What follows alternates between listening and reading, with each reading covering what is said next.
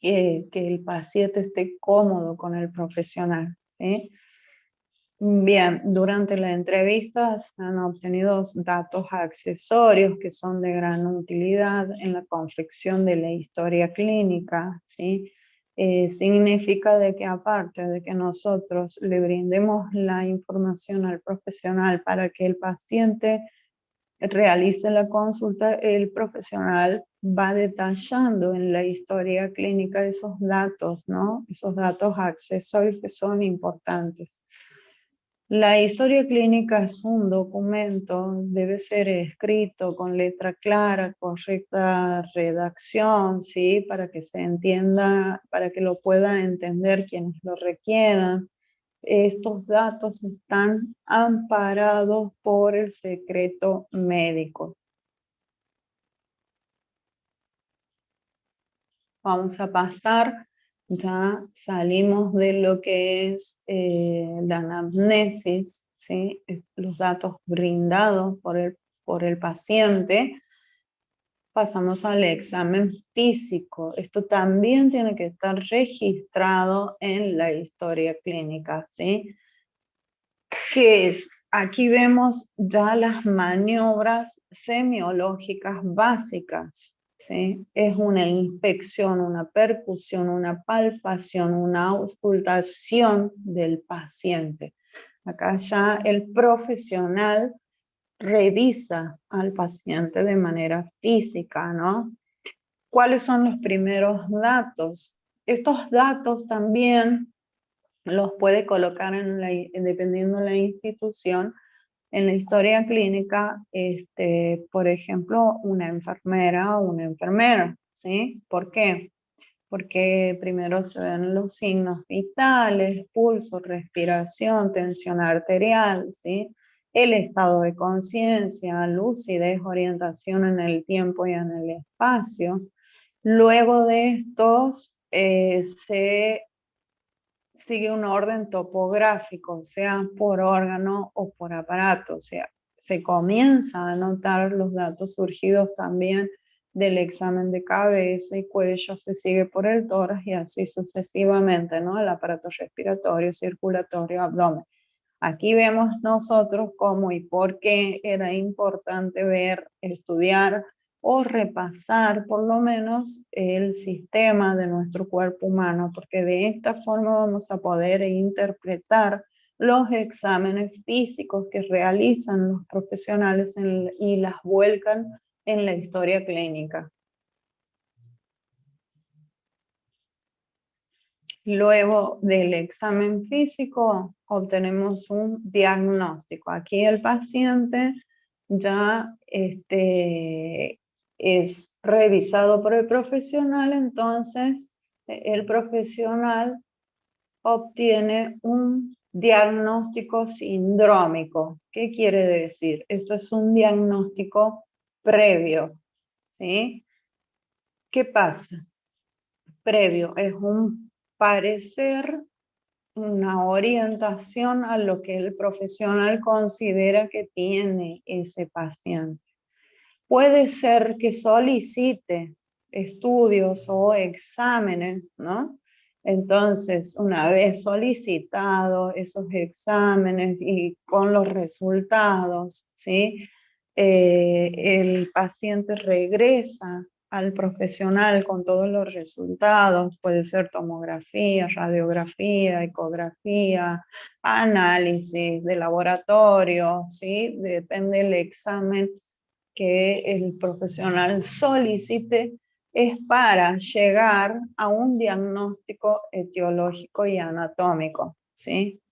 Ahí vamos a llegar a un diagnóstico definitivo, después de haber evaluado todos los diagnósticos diferenciales previos, ¿sí? Entonces llegamos al diagnóstico definitivo. El profesional llega al diagnóstico definitivo y pasa a lo que es la evolución, ¿sí?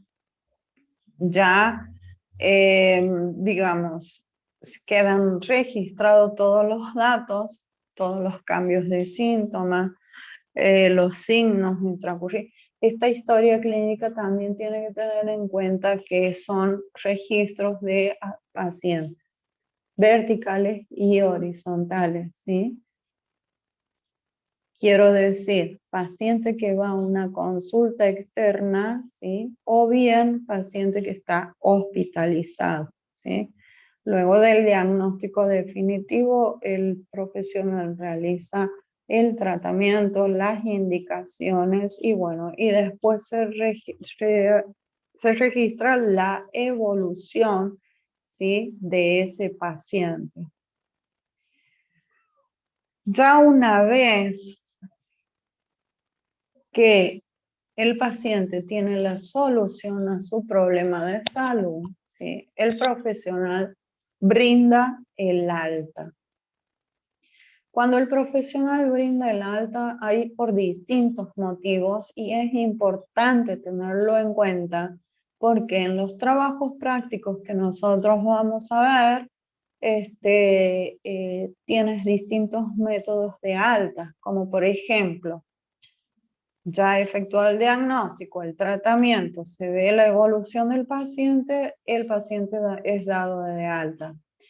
Por ejemplo, si tenemos paciente internado, puede abandonar la institución, ¿sí? También puede ser por una alta voluntaria, que el paciente decide abandonar el servicio, ¿sí? El alta también es por haberse curado, puede ser definitivamente o con secuelas, ¿sí? También es por haber cursado una etapa debiendo retornar. ¿Qué significa esto? Esto es una alta temporaria, ¿sí? Tenemos como ejemplo el tratamiento quimioterápico, que son personas, o puede ser también si se le realiza diálisis y necesita estar internado el paciente, ¿sí? Cuando el profesional le da de alta, puede ser una alta temporaria, porque la diálisis tiene, generalmente es de por vida, entonces tiene que regresar ese paciente, ¿no? A continuar con su tratamiento. Lo mismo va para lo quimioterápico, ¿sí? También puede ser un alta porque se solucionó el brote agudo de alguna patología crónica, una alta por una crisis hipertensiva, ¿sí?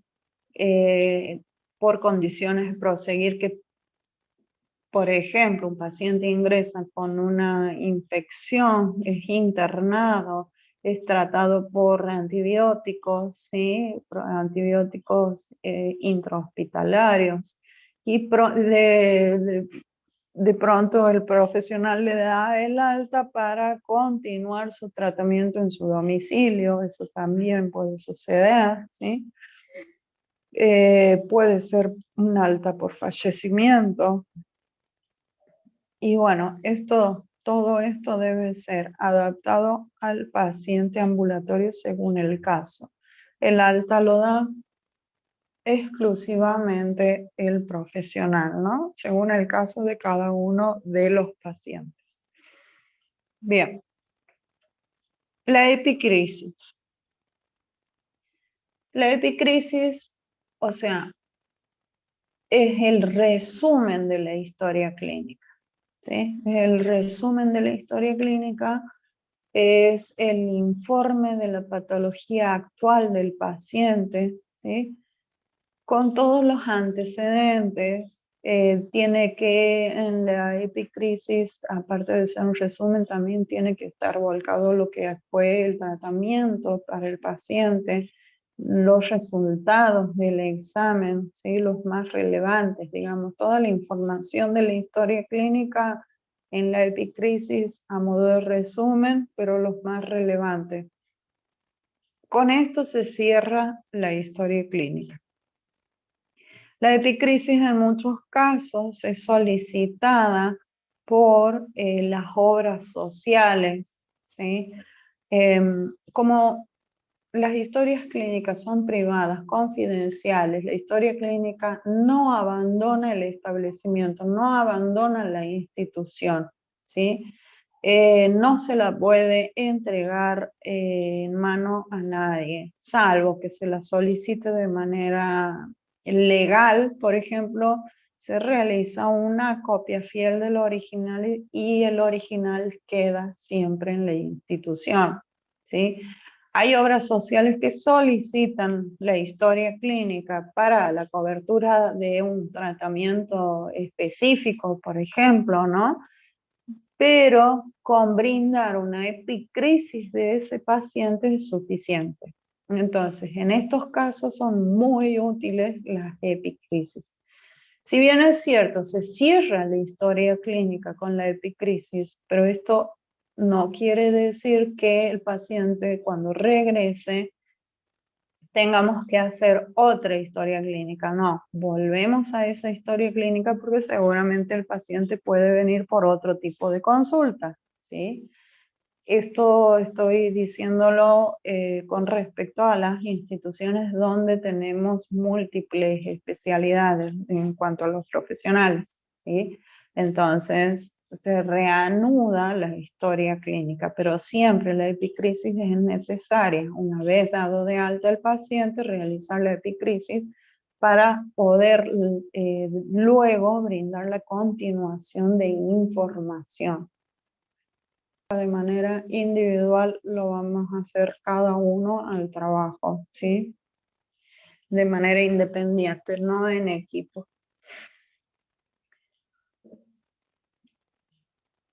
La receta médica. Palabras claves. Estas palabras son importantes. Bueno, para mí en el trabajo de secretariado médico siempre es importante todo, ¿no? Es importante todo por el solo hecho de que tratamos con la salud de un paciente, ¿sí? Receta, confección, calidad, errores, prescripción, evitabilidad, legibilidad y letra. Bien.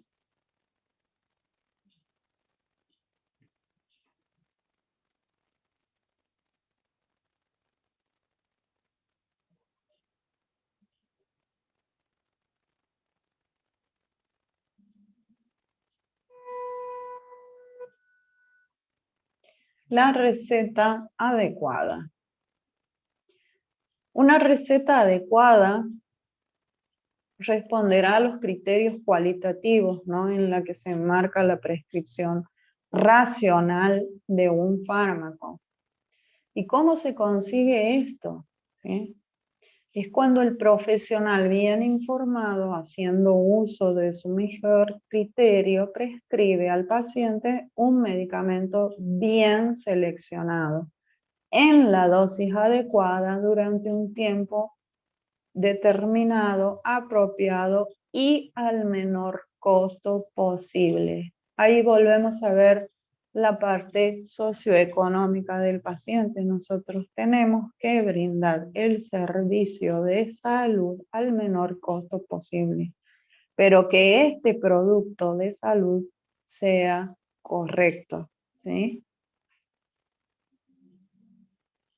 ¿Qué pasa en estos casos?